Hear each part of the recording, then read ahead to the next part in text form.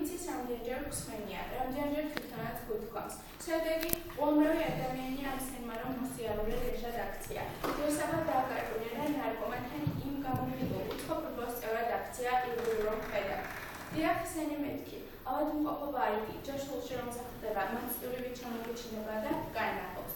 Qiva, პრობლემები გაქვს, სასწრაფო ხარ, მე გადავწყობ ყველაფერს. მე მოგეშოშობ სულიად ყილს, მე მარიხუანა, მე კრაკადილი, მე მორფი და კიდევ ვინიცის რამდენიმე.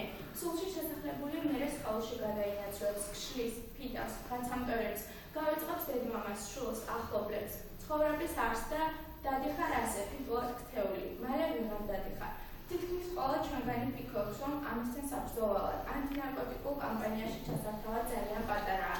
თუმცა ეს ასე არ არის. თუ არ ვცადეთ, ჩვენი ყველა ასე არ იფიქრებს და ამასობაში სამყარო ნელ-ნელა იღუპება. უამრავი ადამიანი ეწირება ნარკოტიკს გაუცნობიერებლად. განვითარების უმაღლეს ეტაპზე დგას თუ არა ყველა ქვეყანაშია ნარკოტიკის მომხმარებელი, ისევე როგორც საქართველოში. ჩემი აზრით, ნარკოტიკის ასეთი ხშირი მოხმარების მიზეზი მისი ხელმისაწვდომობაა. მე ვერ ვხვდები, ნუ თუ ქალი, რომელიც ცდედაა, არ ფიქრობს, რა შეიძლება მოყვეს ამ ყველაფერს. ცხოვრება მშვენიერია, მაგრამ ამ წუთიაში იბადება სწორედ მშვენიერება და არ მისმის, რატომ უნდა დავკარგოთ დრო უბედურებისთვის, რატომ უნდა ხელყოთ საკუთარი სიცოცხლე. ჩვენ ერთად დავამარცხებთ ამ სენს.